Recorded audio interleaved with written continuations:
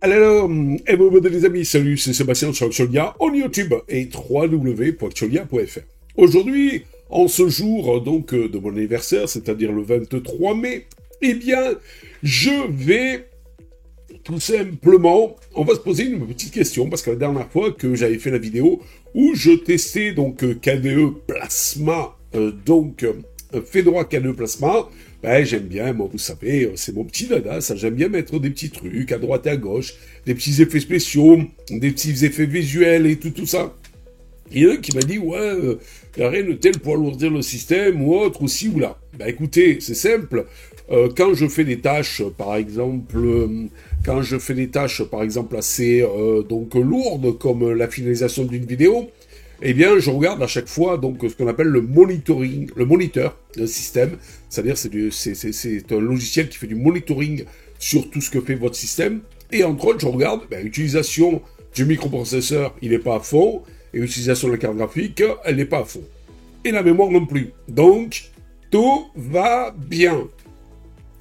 Mais je me suis posé la question, en fait, pourquoi certains utilisateurs de Linux associent un DE minimaliste à un environnement professionnel. Voilà, forcément, faut que ça soit minimaliste pour être pro. Je ne veux pas être méchant, mais vous prenez Windows, qui est quand même pas si minimaliste que ça, il est très utilisé dans le domaine professionnel. Vous prenez macOS, lui c'est pire, c'est magnifique, il est joli et tout ça, etc. avec des effets de transparence et tout. Il est très utilisé dans certains domaines professionnels. Donc, pourquoi, chez Monsieur Linux, on associe forcément un DE minimaliste à un environnement pro? Dans le monde de bureau Linux, un débat persiste depuis des années. Qu'est-ce qu'un environnement de bureau professionnel?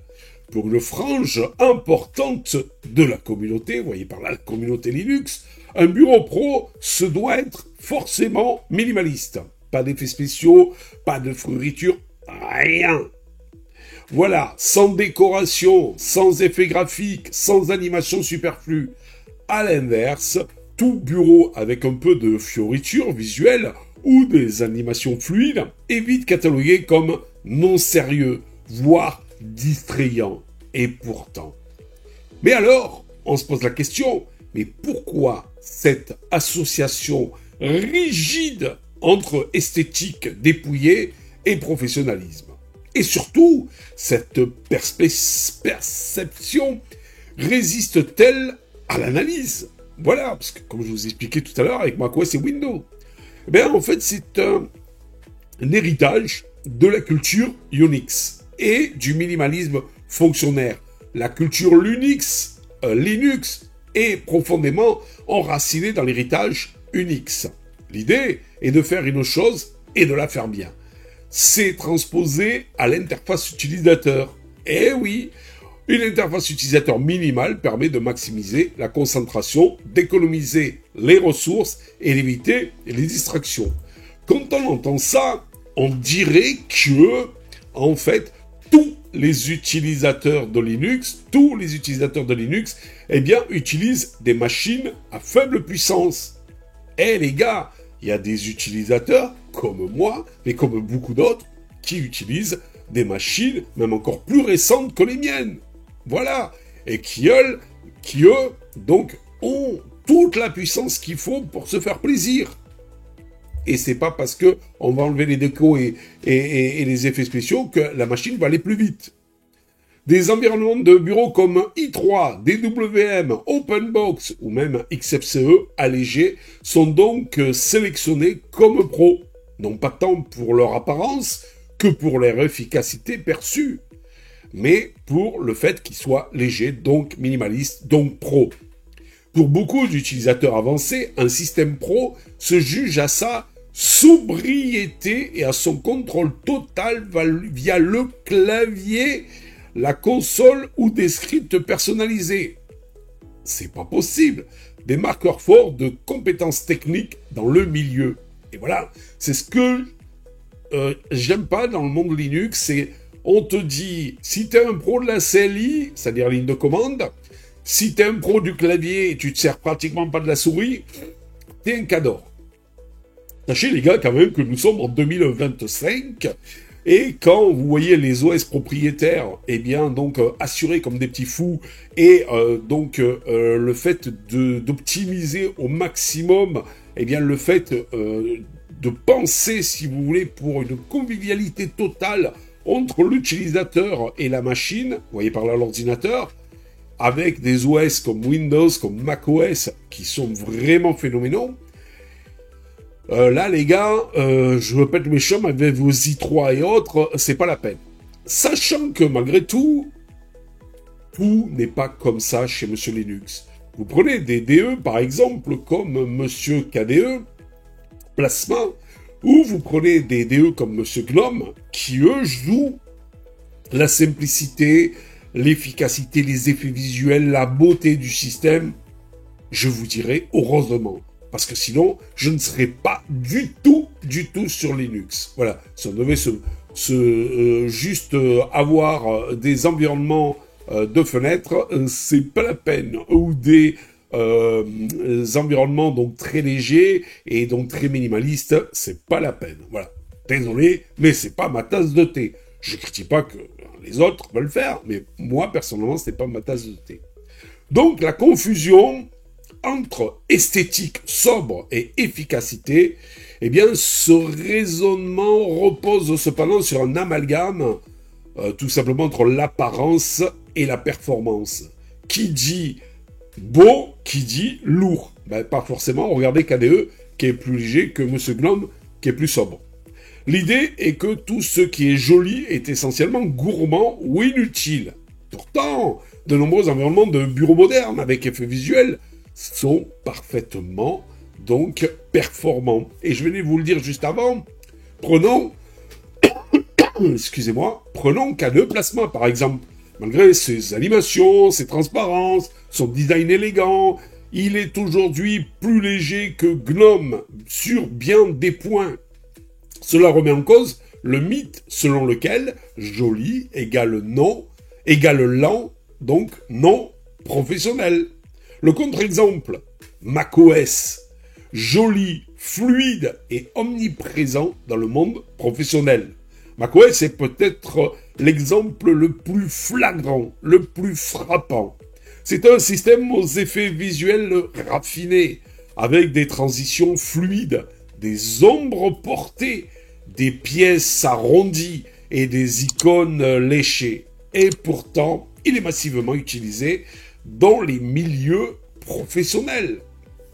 Les développeurs, les designers, les docteurs, les graphistes, les architectes, les vidéastes, les ingénieurs, les chercheurs, et j'en passe, tous utilisent quotidiennement un système joli, sans que cela nuise à leur productivité. Alors, vous êtes convaincus maintenant ? L'existence d'un tel contre-exemple montre que la professionnalisation d'un environnement ne dépend pas que de son aspect graphique, mais bien des outils qu'il propose, de sa stabilité et de son efficacité globale. Alors, arrêtez, chers Linuxiens, de vous mettre des fausses idées dans la tête. Le piège du bon goût technique. Dans certaines communautés, il existe une forme de snobisme technique. Avoir un environnement de bureau brut, sans interface utilisateur conviviale, est parfois vu comme une preuve de sérieux. Ah ouais, toi t'es un pro, hein. De compétence, voire d'élitisme. Cela conduit à une hiérarchisation impliquée où un chilling Windows Manager égale pro pur efficace. Un bureau avec animation égale novice distrait frivole. Voilà un petit peu l'esprit chez Monsieur Linux. Et pourtant, c'est loin d'être le cas. Mais ce jugement esthétique n'a pas de fondement rationnel. En fait, un développeur productif peut très bien préférer Gnome avec des animations activées ou un Plasma ultra configuré visuellement parlant. Voilà, c'est ça et c'est tout simplement ça. Un environnement pro devrait donc avant tout s'adapter à l'utilisateur. Le professionnalisme ne se mesure pas à l'apparence de votre bureau, mais à ce que vous en faites. Un bureau pro n'est pas forcément pas joli. Un bureau pro est peut-être épuré, mais aussi un bureau pro, eh bien, faut qu'il soit rapide. On a vu que K2 Plasma, par exemple, est très rapide, adapté à votre charge de travail, que ce soit GNOME ou KDE, ça fait le job sans aucun problème. Et non intrusif. Bah, ça tombe bien, Linux, c'est pas intrusif. Personnalisable, si nécessaire. Là, vaut mieux K2 Plasma, qui est un peu plus personnalisable que Monsieur GNOME. Donc, que vous utilisez i3, GNOME, KDE, Cinnamon ou même Enlightenment, eh bien, l'important est la cohérence entre vos besoins et les capacités de votre environnement. Tout simplement. Et en plus, ça arrive. Si un développeur, un artiste ou autre est plus à l'aise avec un bureau visuellement agréable et fluide, cela n'enlève en rien à son professionnalisme. Voilà, tout simplement. Pour conclure, pro ne veut pas dire laid. Il est temps de sortir du cliché selon lequel la sobriété esthétique est un gage de sérieux. Ça, c'était à l'époque de Monsieur IBM et de MS-DOS ou Windows, mais on a évolué depuis. La beauté d'un environnement de bureau ne le rend pas moins professionnel, pas plus qu'un terminal plein d'écrans ne garantit la compétence. Et là, je pense qu'on a tout dit. Un professionnel choisit donc son outil en fonction de ses besoins réels et pour pas suivre une esthétique austère établie en dogme. Et si un bureau est agréable à regarder tout en étant performant, bah pourquoi s'en priver? Moi, personnellement, ça me fait plaisir. Là, je suis là, tranquille, devant ma machine et tout ça. Et puis, hop, je fais des trucs et tout. Et puis, bum, il y a les fenêtres qui s'ouvrent, qui font des trucs, qui partent en explosion, les fenêtres gélatineuses et tout. Je suis désolé, mais moi, ça me plaît. C'est pas pour autant que ça mange énormément de ressources à ma machine, puisque ma machine, j'ai fait le test quand même. Sans ça ou avec ça, je fais pas plus. Elle est pas plus rapide. Sans les animations et les effets visuels. Alors, pourquoi s'en priver? Voilà, j'espère que vous aimez cette petite vidéo et cette réflexion sur le pourquoi des comment de la chose. Et vous en pensez quoi? N'oubliez pas de vous lâcher tout ça dans les commentaires. N'oubliez pas le petit pouce en l'air. N'oubliez pas de vous abonner. Tout ça, vous le savez, pour nous encourager dans cette belle aventure multimédia. On compte sur vous, les amis. Ciao, ciao. Si vous avez aimé cette vidéo, abonnez-vous, mettez un pouce en l'air, et partagez cette vidéo, merci, cela fait toujours plaisir.